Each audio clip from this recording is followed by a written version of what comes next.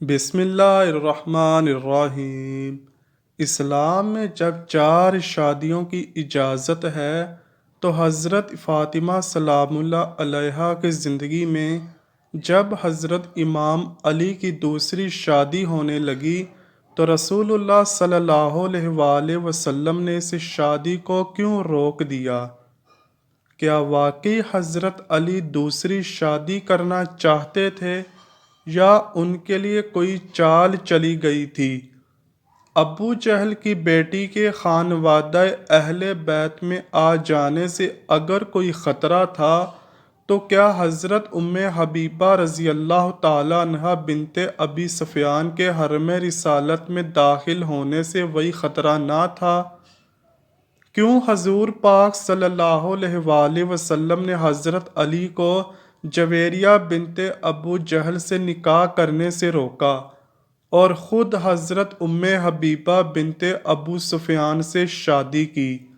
دوستو، ویڈیو کو مکمل دیکھے بنا آپ اس بارے میں کوئی بھی حتمی فیصلہ نہیں کر پائیں گے۔ اس واقعے کی تفصیل کچھ اس طرح ہے کہ فتح مکہ کے فوراً بعد ابو جہل کا خاندان مسلمان ہو گیا، جس میں اس کی ایک خوبصورت کنواری بیٹی بھی تھی۔ کچھ صحابہ نے مل کر حضرت علی کو مشورہ دیا کہ آپ ابو جہل کی بیٹی جویریہ سے شادی کر لیں۔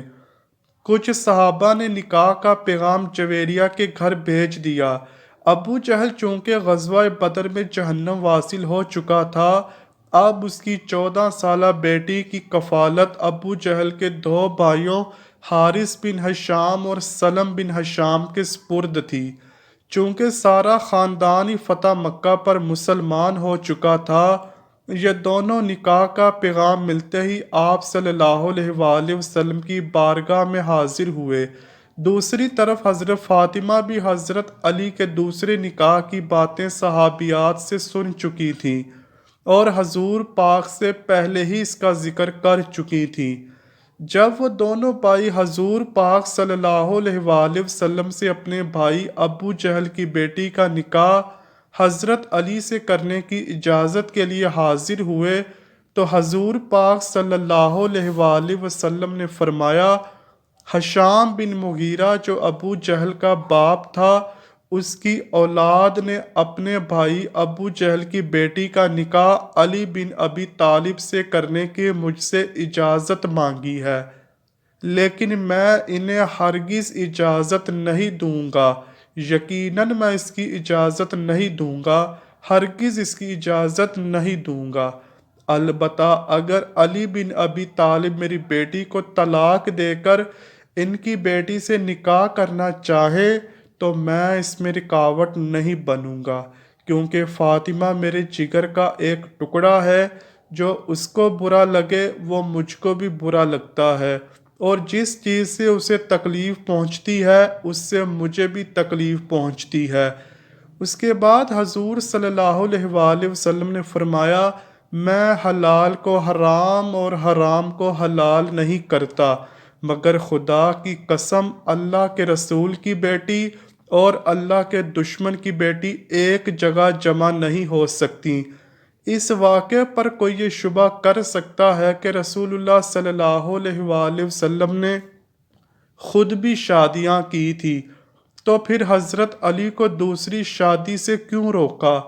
کیوں اپنی بیٹی کے حق میں سوکن کو پسند نہ فرمایا؟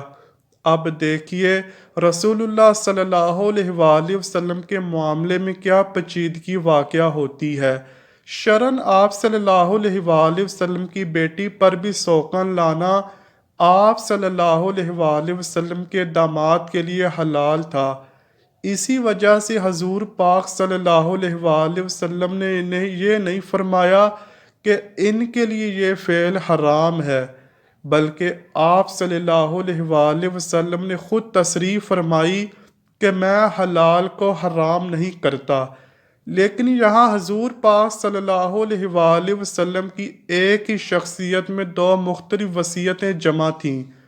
ایک حیثیت میں آپ صلی اللہ علیہ وآلہ وسلم انسان تھے اور فطرتاً یہ ممکن نہ تھا کہ آپ صلی اللہ علیہ وآلہ وسلم کی صاحبزادی کے گھر میں سوکن آنے سے تلخی پیدا ہو۔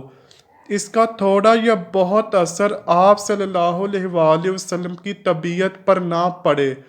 دوسری حیثیت میں آپ صلی اللہ علیہ وآلہ وسلم اللہ کے رسول تھے، اور رسول کی حیثیت سے آپ صلی اللہ علیہ وآلہ وسلم کا مقام یہ تھا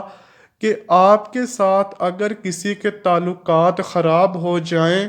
اور کوئی شخص آپ کے لیے موجب اذیت بن جائے تو اس کے دین و ایمان کی بھی خیر نہ تھی۔ اسی وجہ سے حضور پاک صلی اللہ علیہ وآلہ وسلم نے حضرت علی کو بھی اور بنی ہشام بن مغیرہ کو بھی اس کام سے روک دیا، کیونکہ اگرچہ شرعاً یہ حلال تھا مگر اس کے کرنے سے یہ اندیشہ تھا کہ یہ چیز حضرت علی کی دوسری بیوی اور اس کے خاندان یعنی بنی ہشام والوں کے ایمان اور ان کی عاقبت کو خطرے میں ڈال دے گی۔ ایک اور اہم بات یہ ہے کہ ابو جہل اور اس کا خاندان حضور پاک کے بڑے دشمن رہ چکے تھے، اور اب فتح مکہ کے بعد نئے نئے مسلمان ہوئے تھے۔ اگرچہ یہ لوگ اسلام قبول کر چکے تھے لیکن یہ تحقیق ہونا ابھی باقی تھی کہ یہ اسلام قبول کرنا پورے اخلاص سے تھا یا صرف شکست کا نتیجہ تھا۔ ان حالات میں ابو جہل کی بیٹی حضور پاک صلی اللہ علیہ وآلہ وسلم کی بیٹی کے گھر سوکن بن کے آ جانا بڑے فتنوں کا سبب بن سکتا تھا۔ اسی لیے حضور پاک صلی اللہ علیہ وآلہ وسلم نے فرمایا کہ میری بیٹی اور میرے دشمن کی بیٹی ایک گھر میں جمع نہیں ہو سکتی۔ نیز آپ صلی اللہ علیہ وآلہ وسلم نے یہ بھی فرمایا کہ اگر ایسا ہو جاتا ہے تو بہت سے لوگ فتنوں کا شکار ہو جائیں گے۔ اب لوگ یہ سوال بھی کرتے ہیں کہ ابو جہل کے خاندان سے کہیں زیادہ نبی پاک صلی اللہ علیہ وآلہ وسلم کا دشمن تو ابو سفیان کا گھرانہ تھا، تو پھر اگر ابو جہل کی بیٹی خانوادہ رسالت میں شامل نہیں ہو سکتی تو پھر حضور پاک نے ابو سفیان کی بیٹی حضرت ام حبیبہ سے نکاح کر کے انہیں کیوں ازواج مطہرات میں شامل کیا؟ یاد رہے کہ ابو جہل کی بیٹی اس کا سارا خاندان مکہ فتح ہونے پر مسلمان ہوا، جن کا امتحان ابھی باقی تھا، جبکہ ابو سفیان کی بیٹی حضرت ام حبیبہ جن سے حضور پاک صلی اللہ علیہ وآلہ وسلم نے نکاح فرمایا تھا وہ بہت بڑے بڑے امتحانات سے گزر چکی تھی۔ ابو سفیان کی بیٹی ہند بنت عتبہ کی لخت جگر، جس کی پھوپھی وہ عورت تھی کہ جسے قرآن پاک میں حمالۃ الحطب کا خطاب دیا گیا ہے، جس کا نانا عتبہ بن ربیع نبی پاک صلی اللہ علیہ وآلہ وسلم کا بدترین دشمن تھا، اس خاندان سے اور اس ماحول سے نکل کر وہ حضرت عمر رضی اللہ تعالی عنہ اور حضرت حمزہ رضی اللہ تعالی عنہ سے بھی پہلے ایمان لاتی ہیں، اپنے شوہر کو مسلمان کرتی ہیں، خاندان والے آپ پر بے پناہ ظلم و ستم کرتے ہیں، جس کی وجہ سے آپ حبشہ ہجرت کر جاتی ہیں۔ حبشہ جا کر ایک نیا امتحان شروع ہوتا ہے، وہاں جا کر شوہر عیسائیت قبول کر لیتا ہے اور حضرت ام حبیبہ دین کی خاطر شوہر سے علیحدگی اختیار کر لیتی ہیں۔ ایک انجان ملک میں آپ تنہا اپنی چھوٹی سی بچی کے ساتھ عزم و استقلال کے ساتھ زندگی گزارنا شروع کر دیتی ہیں۔ تب نبی صلی اللہ علیہ وآلہ وسلم کی نگاہ انتخاب آپ پر پڑتی ہے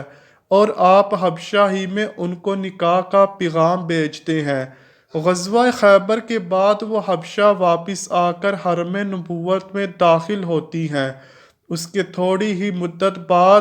قریش صلح حدیبیہ کی خلاف ورزی کے مرتکب ہوتے ہیں اور ان کو اندیشہ ہوتا ہے کہ نبی صلی اللہ علیہ وآلہ وسلم اب مکے پر چڑھائی کر دیں گے۔ اس موقع پر ابو سفیان صلح کی بات چیت کے لیے مدینے آتا ہے اور اس امید پر بیٹی کے ہاں پہنچتا ہے کہ اس کے ذریعے صلح کی شرائط طے کرنے میں سہولت ہوگی۔ برسوں کی جدائی کے بعد پہلی مرتبہ باپ سے بیٹی کو ملنے کا موقع ملتا ہے، مگر جب وہ رسول اللہ صلی اللہ علیہ وآلہ وسلم کے فرش پر بیٹھنے کا ارادہ کرتا ہے تو بیٹی فوراً یہ کہہ کر فرش سے اٹھا دیتی ہے کہ رسول اللہ صلی اللہ علیہ وآلہ وسلم کے فرش پر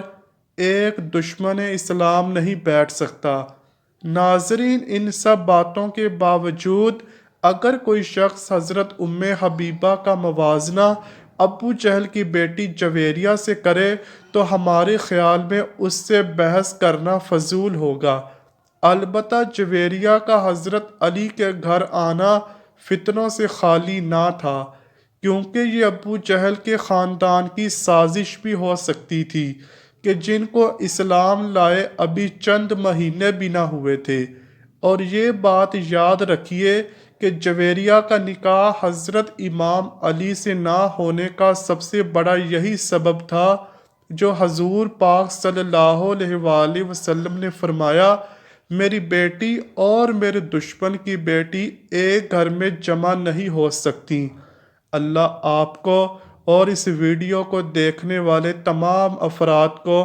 نبی پاک صلی اللہ علیہ وآلہ وسلم اور ان کی آل پاک سے سچی اور پکی محبت عطا فرمائے۔